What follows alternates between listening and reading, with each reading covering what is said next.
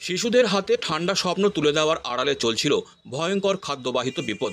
জলপাইগুড়ির ফোল্ডিং মোড়ে এক ভ্রাম্যমাণ বিক্রেতার কাছ থেকে আইসক্রিম কিনতে গিয়ে দেখা গেল সেই মিষ্টি স্বপ্নের মধ্যে কিলবিল করছে জীবন্ত পোকা। মুহূর্তে ছড়িয়ে পড়ে আতঙ্ক, নড়েচড়ে বসে শহর ও শহরতলির অভিভাবকরা। রবিবারের এই ঘটনার খবর আমাদের চ্যানেলে প্রদর্শিত হতেই গোটা জলপাইগুড়ি জেলা জুড়ে আলোড়ন তৈরি হয়। অভিযোগ, শহরের অলিতে গলিতে ব্যাঙের ছাতার মতো গজিয়ে উঠেছে একের পর এক আইসক্রিম কারখানা, যেখানে স্বাস্থ্যবিধি মানার বালাই নেই। এমনকি 5 বছর ধরে প্রশাসনের নাকের ডগায় দিব্যি চলছিল এই পোকা সমেত আইসক্রিম তৈরির কারবার।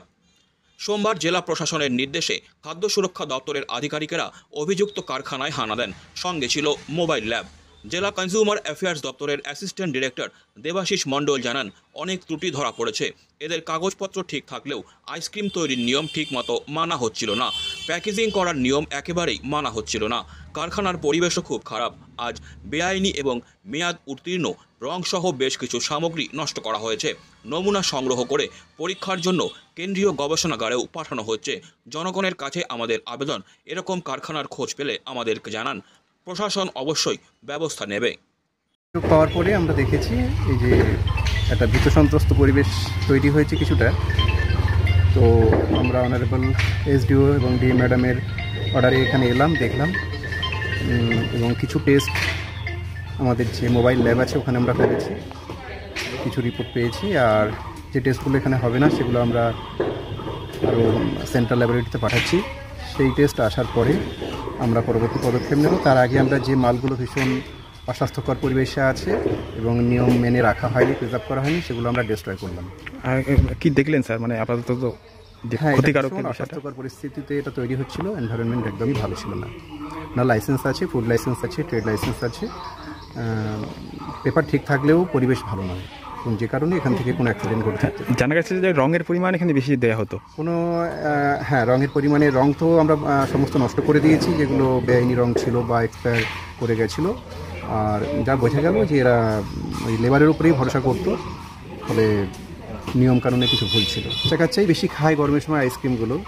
তো বাবা মাকে বলবো, আমরা প্রত্যেকের বাড়িতে বাচ্চা আছে, যে এই ধরনের খাবারকে এনকারেজ না করে সবসময় বাড়ির খাবারগুলো খাওয়ালে সবসময় স্বাস্থ্যকর হবে।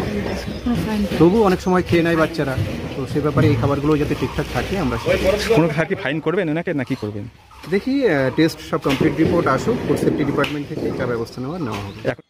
তবে সরকারি পদক্ষেপের মাঝে কারখানার মালিক জানান, 2021 সাল থেকে ব্যবসা করে আসছি। আজ সরকারি লোক এসেছেন, ভবিষ্যতে তাদের নির্দেশ মেনেই আইসক্রিম তৈরি করব। এটা যে আমাদের উদ্বোধন কর্তৃপক্ষ আসছে, ঠিক আছে, উদ্বোধন কর্তৃপক্ষ আসছে, ঠিক আছে, এসে এখন ওনারা যেটা বলবেন, ঠিক আছে, তার বিরুদ্ধে তো কিছু বলতে পারি না। বাচ্চাদের তাহলে এইভাবে কেন খাবার জিনিস বিক্রি করছেন?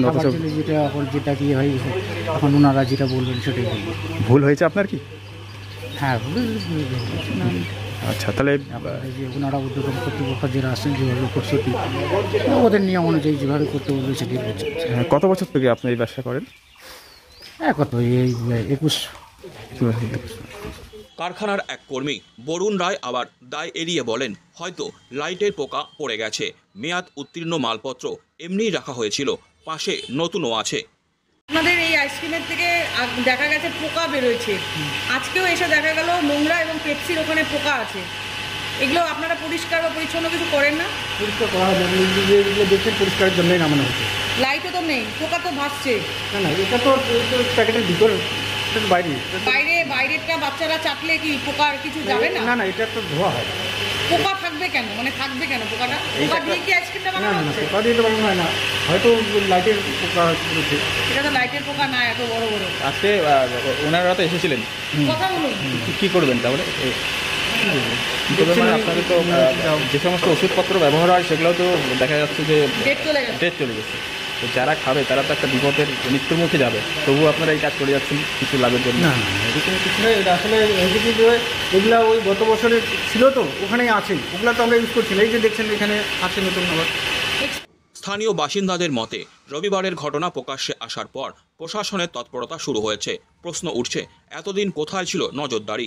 কেনই বা বারবার সাধারণ মানুষের স্বাস্থ্য নিয়ে এমন গাফিলতি?